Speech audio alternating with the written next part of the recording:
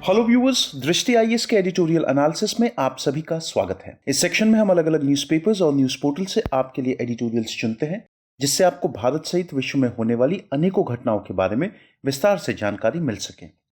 इस सेक्शन में सबसे पहले दिए गए एडिटोरियल को हम अपने यूपीएससी सिलेबस से लिंक करते हैं। उसके बाद कुछ महत्वपूर्ण की पॉइंट्स और अंत में कुछ इंपॉर्टेंट कॉन्सेप्ट्स जो कि यूपीएससी एग्जामिनेशन के पर्सपेक्टिव से जरूरी हैं, उन्हें देखते हैं। डियर व्यूअर्स, हम आशा करते हैं कि दृष्टि आईएएस की तरफ से लिए गए इस इनिशिएटिव को आप काफी पसंद करेंगे और आपके सुझाव हमारे लिए अत्यंत महत्वपूर्ण हैं। तो कृपया कमेंट सेक्शन में अपने सुझाव जरूर दें। तो चलिए बिना किसी देरी के शुरू करते हैं आज का एडिटोरियल एनालिसिस। प्रिय व्यूअर, यह वीडियो अंग्रेजी में भी उपलब्ध है। देखना चाहें तो आप हमारे इंग्लिश चैनल दृष्टि आईएएस इंग्लिश पर जाएं। आपकी सुविधा के लिए इस वीडियो के डिस्क्रिप्शन में इंग्लिश वीडियो का लिंक भी दिया गया है। आज का एडिटोरियल हमने द हिंदुस्तान टाइम्स न्यूज़पेपर से लिया है, जो कि 16 दिसंबर 2020 को प्रकाशित हुआ है। आज के एडिटोरियल का शीर्षक है keep a close watch on inflation figures. यदि आज के एडिटोरियल को हम अपने यूपीएससी सिलेबस से लिंक करें तो हम उसे जीएस पेपर 3, जिसमें सेक्शंस जैसे कि Indian economy, issues relating to planning, mobilisation of resources, growth, development, employment, inclusive growth, issues arising from it और गवर्नमेंट बजटिंग इत्यादि से जोड़ करके देख सकते हैं। आज के एडिटोरियल का कुछ प्रमुख बिंदु: खुदरा मुद्रास्फीति, रिटेल इन्फ्लेशन, जिसे उपभोक्ता मूल्य सूचकांक कंज्यूमर प्राइस इंडेक्स द्वारा मापा जाता है, अक्टूबर में 7.6% से घटकर नवंबर में 6.9% हो गई। यह मुख्य रूप से खाद्य मूल्यों में नरमी का परिणाम है। हालांकि सीपीआई के गैर खाद्य घटक में भी कमी आई है। यहां पे हम लोग बात कर रहे हैं रिटेल इन्फ्लेशन, खुदरा मुद्रास्फीति की, जो कि अक्टूबर में 7.6% के आंकड़े से घटकर नवंबर महीने में 6.9% पर आ गई है। इस गिरावट में जो मुख्य भूमिका है वो खाद्य मूल्यों में नरमी जो आई है उसको लेकर के है। साथ ही साथ जो सीपीआई कंज्यूमर प्राइस इंडेक्स की जो गैर खाद्य घटक हैं, उनमें भी हम लोगों ने देखा है कि एक कमी हमें दिखाई दी है। अब यदि हम लोग बात करें कि खुदरा मुद्रास्फीति क्या होती है, तो थोड़ी सी जानकारी उसके बारे में हम लोग बात कर लें। अब जब खुदरा मुद्रास्फीति को हम लोग देखते हैं तो इसे उपभोक्ता मूल्य सूचकांक के आधार पर मापा जाता है। जो आंकड़े जारी होते हैं उसको जारी करने के लिए सांख्यिकी और कार्यक्रम कार्यवाही मंत्रालय यानी ministry of statistics and programme implementation द्वारा जारी किया जाता है, या खरीदार के दृष्टिकोण से मूल्य परिवर्तन की माप करता है। चयनित वस्तुओं एवं सेवाओं के खुदरा मूल्यों के स्तर में समय के साथ जो बदलाव है उसको भी यही मापता है, जिस पर उपभोक्ता अपनी आय खर्च करते हैं। यदि सीपीआई के आधार वर्ष की हम लोग बात करें तो यह 2012 है।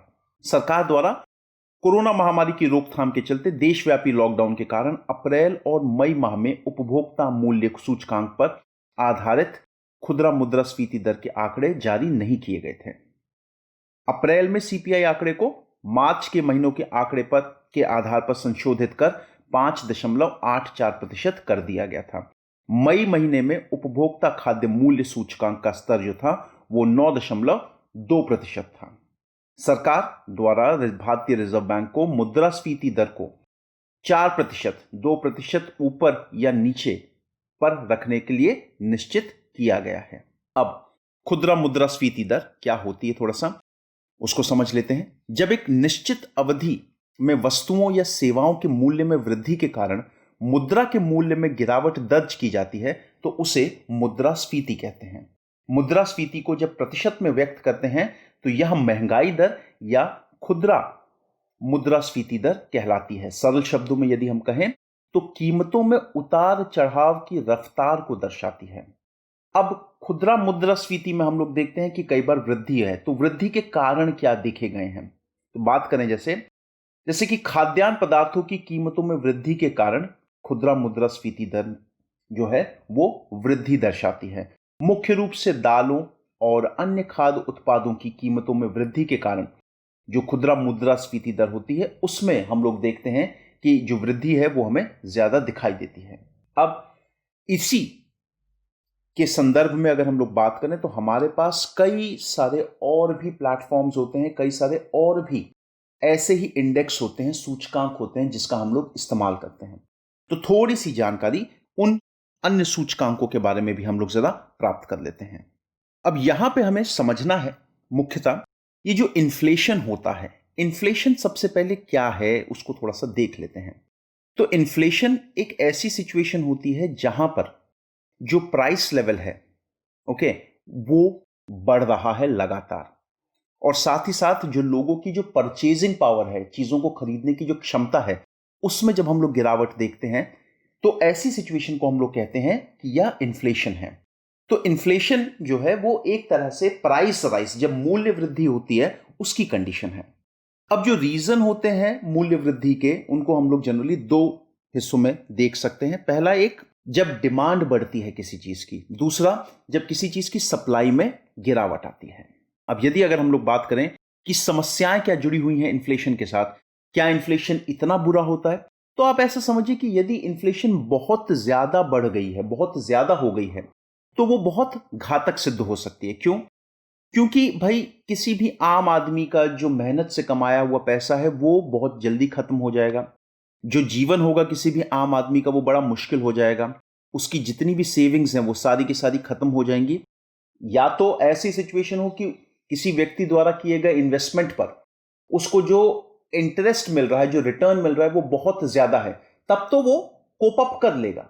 लेकिन यदि ऐसी सिचुएशन नहीं है, तब बढ़ती हुई महंगाई में व्यक्ति जो है वो अपनी सारी सेविंग्स जो है वो लूज कर देता है। अब यदि हम लोग भारत के संदर्भ में बात करें, जो इन्फ्लेशन है उसकी जो अलग अलग इंडेक्सेस हैं, कैसे क्या होता है, थोड़ा सा उस आंकड़े को भी जरा समझने की कोशिश करते हैं।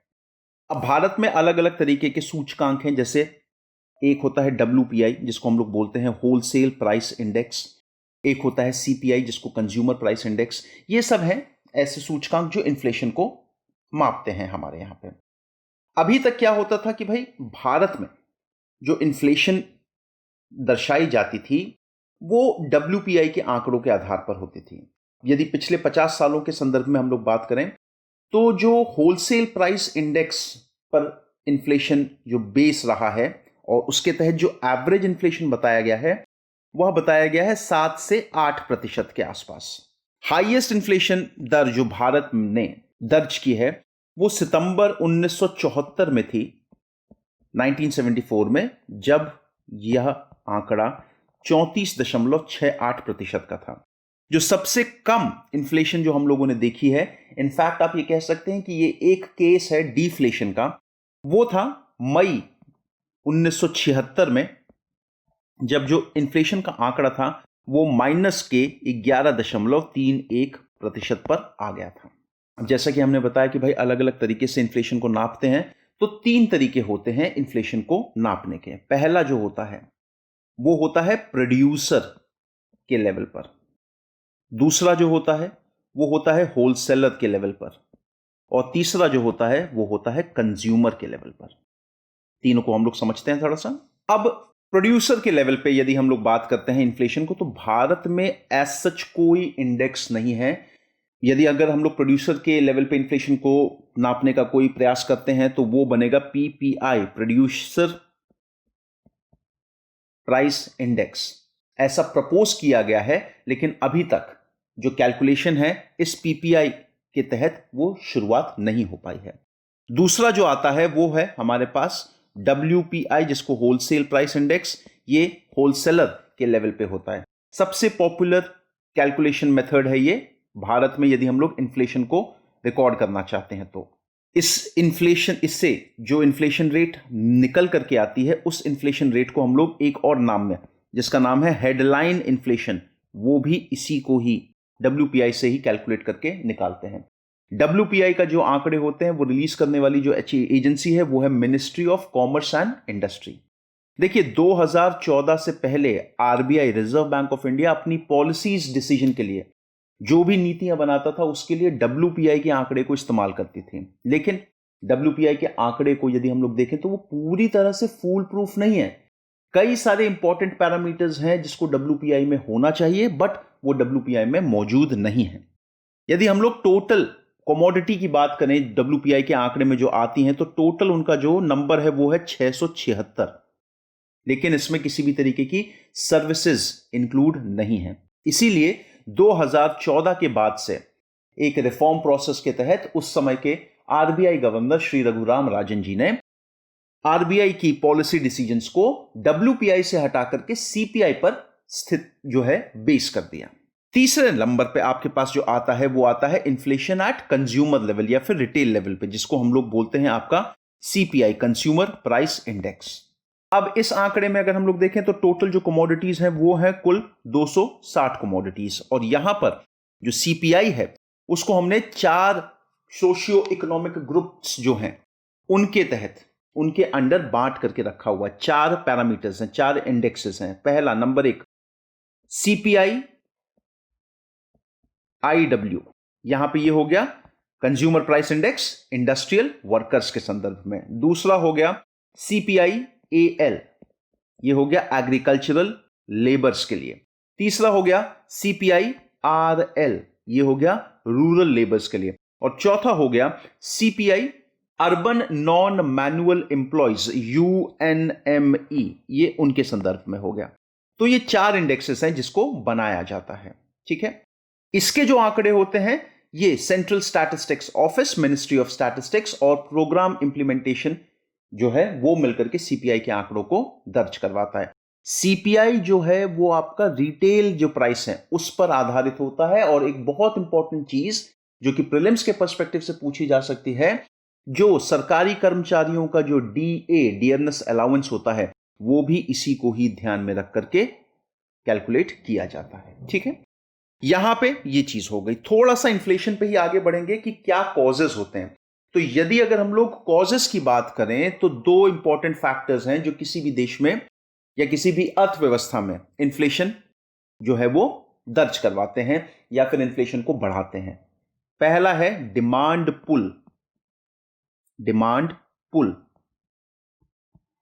और दूसरा है कॉस्ट पुश। पहला डिमांड पुल और दूसरा हो गया आपका कॉस्ट पुश।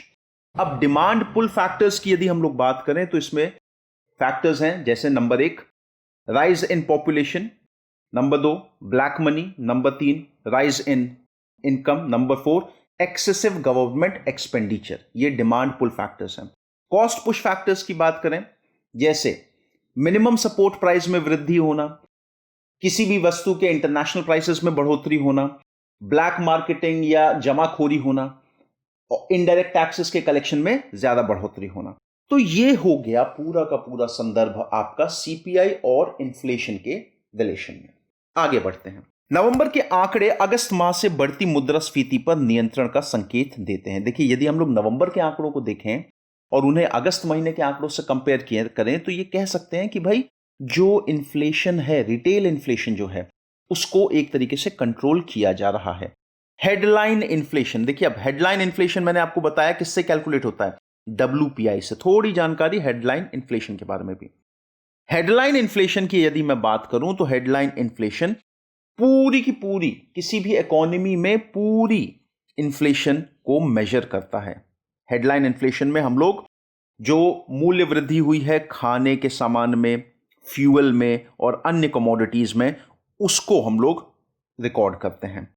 ये जो इन्फ्लेशन रेट है इसको WPI के तहत जो है हम लोग नोटिफाई करवाते हैं। ठीक है, हेडलाइन मुद्रास्फीति अभी भी रिजर्व बैंक द्वारा निर्धारित 6% की ऊपरी सीमा से उच्च बनी हुई है और निकट भविष्य में इसके कमी आने की संभावना नहीं दिखाई देती। देखिए, जो आंकड़ा रिजर्व बैंक ऑफ इंडिया ने, जो ऊपरी आंकड़ा मैंने बताया ना 4% प्लस और -2, तो जो आंकड़ा RBI ने उच्चतम स्तर पर रखा है वो 6% का है। लेकिन हालांकि जो हेडलाइन मुद्रास्फीति है वह अभी भी 6% के आंकड़े से ऊपर है और आने वाले समय में भी कुछ समय में हम लोग देख सकते हैं कि इसके नीचे आने के हमें चांसेस बहुत कम दिखाई देते हैं। कच्चे तेल मूल्यों में वृद्धि के साथ साथ पेट्रोल डीजल मूल्यों के उच्चतर कर घटक बढ़ती मुद्रास्फीति में अतिरिक्त अनुवाद या अनुकूल स्थिति का सृजन करते हैं।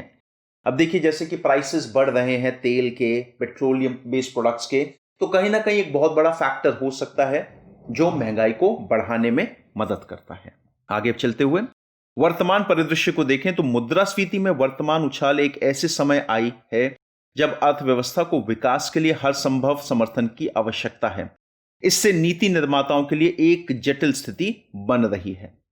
देखिए, हम लोग लॉकडाउन के बाद अपनी अर्थव्यवस्था को पूर्ण रूप से जब खुली है तो धीरे धीरे वापस पटरी पर लाने की कोशिश कर रहे हैं। ये अगर हम लोग बात करें कि अगर मुद्रास्फीति को, इन्फ्लेशन को कंट्रोल नहीं किया गया तो जो पॉलिसी मेकर्स हैं हमारे देश में, उनके लिए बहुत बड़ी समस्या खड़ी हो सकती है। आरबीआई ने बढ़ती मुद्रास्फीति के मद्देनजर मई 2020 से नीति दर को अपरिवर्तित बनाए रखा है। भले ही मौद्रिक नीति रुख को समायोजन पूर्ण बनाए रखा जो है वो बहुत पूरी कोशिश की है। आरबीआई के भी संदर्भ में बात करें तो 2020 मई से किसी भी तरीके के जो रेट चेंजेस हैं उसमें कोई बदलाव नहीं किया, जस के तस रखे गए हैं। ठीक है। कुछ विशेषज्ञों ने ध्यान दिलाया है कि इस समय ब्याज दरों में वृद्धि महज विदेशी बाजारों से चलमान मुद्रा को आकर्षित करेगी, जो अर्थव्यवस्था को उत्पादक क्षमता तो जरूर बढ़ाएगी, लेकिन इससे रुपए में हुआ मूल्यवर्धन निर्यात को नुकसान पहुंचा सकता है। देखिए, कई सारे विशेषज्ञ ऐसे हैं, उनका कहना यह है कि यदि इस समय ब्याज दर बढ़ाए जाते हैं तो ब्याज दर बढ़ाने से होगा क्या, जो विदेशी मुद्रा है वो भारत में आएगी, और विदेशी मुद्रा यदि भारत में जब आएगी तो कहीं ना कहीं जो भारत की जो उत्पादक क्षमता है, प्रोडक्टिव कैपेसिटी है, उसको थोड़े लेवल पे बढ़ा सकती है। अब ये प्रोडक्टिव कैपेसिटी होती क्या है? देखिए, किसी भी इकोनॉमी का जो मैक्सिमम जो संभव आउटपुट हो सकता है उसको हम लोग बोलते हैं प्रोडक्टिव कैपेसिटी। यदि हम लोग United nation conference on trade and development UNCTAD की हम लोग अगर बात करें तो ऐसा कोई फिक्स आंकड़ा नहीं है। कोई भी मैक्सिमम आउटपुट के लिए कोई आंकड़ा फिक्स नहीं रखा गया, कोई नंबर फिक्स नहीं कि यह मैक्सिमम आंकड़ा हो सकता है। ठीक है। तो उच्च मुद्रास्फीति का बने रहना विशेष रूप से खाद्य पदार्थों में घरेलू बजट पर एक दबाव बना सकता है, जिससे सामूहिक मांग पर असर पड़ेगा। अब क्योंकि महंगाई अगर बढ़ेगी तो कहीं ना कहीं उसका असर हमें खाद्य पदार्थों में दिखेगा, और चूंकि कोरोना के बाद जो सिचुएशन है वो अभी भी थोड़ी चिंताजनक बनी हुई है, तो इससे होगा क्या, जो डिमांड है उस पर एक बहुत बड़ा असर पड़ सकता है। लोगों की जेबें अभी भी एक तरीके से आप खाली ही समझिए, इनकम में बहुत ज्यादा बढ़ोतरी नहीं हुई है, लोगों की सिचुएशन बहुत खराब है। तो जरूरी है कि भाई ये जो मुद्रास्फीति की दर है इसको जितना हो सके काबू में रखा जाए। आगे का रास्ता, केंद्र को 45 दिनों में अपना बजट पेश करना है। बजटीय गणना के लिए इसे एक नॉमिनल जीडीपी विकास दर का अनुमान प्रस्तुत करना होगा। देखिए, 45 दिनों में जो सरकार है वो बजट प्रस्तुत करेगी, और सरकार को एक नॉमिनल जीडीपी रेट जो है उसको प्रेजेंट करने की जरूरत है। अब यहां पे भी आप एक चीज समझिए कि भाई ये नॉमिनल जीडीपी और रियल जीडीपी में क्या फर्क होता है। यदि मैं नॉमिनल जीडीपी की बात करता हूं तो जो करंट मार्केट प्राइस है ये उस पर कैलकुलेट की जाती है। जीडीपी की अगर हम लोग बात करते हैं तो जीडीपी किसी भी कंट्री में जो भी गुड्स एंड सर्विसेज प्रोड्यूस हुए हैं उनकी मॉनेटरी वैल्यू है। ठीक है।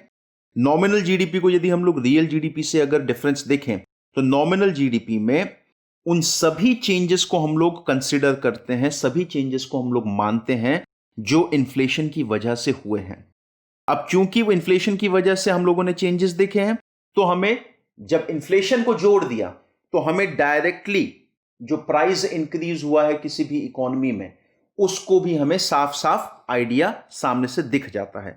तो नॉमिनल जीडीपी की अगर हम लोग बात करते हैं तो यह एक तरीके का इकोनॉमिक प्रोडक्शन जो भारत में हो रहा है, जो प्रोडक्शन है देश में, उसका एक तरीके से असेसमेंट होता है। और साथ ही साथ जो करंट प्राइसेस हैं गुड्स और सर्विस के, हम लोग ऐसा नहीं है कि पुराने आंकड़ों को लेकर के चलते हैं, नहीं, जो प्रेजेंट करंट जो प्राइस होगा किसी भी गुड्स का या सर्विस का, उसको ध्यान में रख करके नॉमिनल जीडीपी निकाली जाती है।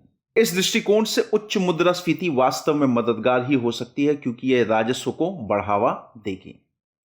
आखिरकार कर संकेतिक या नॉमिनल आय के ही अंश होते हैं, वास्तविक आय के नहीं। जैसे मैंने आपको बताया कि भाई नॉमिनल और रियल जीडीपी होती है, उसी तरीके से नॉमिनल इनकम और रियल इनकम भी होती है। अब यदि हम लोग नॉमिनल इनकम या रियल इनकम की बात करें तो थोड़ा सा समझ लीजिए रियल इनकम क्या है। रियल इनकम वो इनकम होती है जो किसी भी व्यक्ति को या किसी भी देश को इन्फ्लेशन एडजस्ट करने के बाद मिलती है। इसको जो निकालने का तरीका है वो बहुत सरल सा है, nominal income divided by price level. इसलिए हम लोग कहते हैं कि जो रियल इनकम होती है वो एक ज्यादा पावरफुल इंडिकेटर है किसी भी देश में बदलाव का या चेंज का। ठीक है, क्योंकि ये डायरेक्टली बता सकती है कि भाई जो भी रियल टाइम इनकम है उससे कितना मात्रा में गुड्स या सर्विसेज को परचेज किया जा सकता है। तो समझने वाली बात यहां पे यह है कि आने वाले समय में सरकार के लिए बहुत जरूरी है कि इन्फ्लेशन को, मुद्रास्फीति को ध्यान में रख करके एक ऐसी नीति लाए जिससे कि देश को पूरे तरीके से इस महामारी के समय पे सहयोग मिल सके। सरकार को बहुत ही सतर्क रहने की जरूरत है अपनी सभी नीतियों को जो मुद्रास्फीति से रिलेटेड हैं। तो व्यूअर्स, ये था आज का एडिटोरियल एनालिसिस। आज के एनालिसिस से संबंधित जो प्रश्न आपके बन सकते हैं, नंबर 1 वो है आपका, उपभोक्ता मूल्य सूचकांक आधारित मुद्रास्फीति क्या है, इसकी गणना कैसे की जाती है, इसके महत्व और अर्थव्यवस्था पर विभिन्नता या वेरिएशन के प्रभाव की चर्चा कीजिए। तो व्यूअर्स, आई होप आप सभी को यह एनालिसिस पसंद आया हो। धन्यवाद।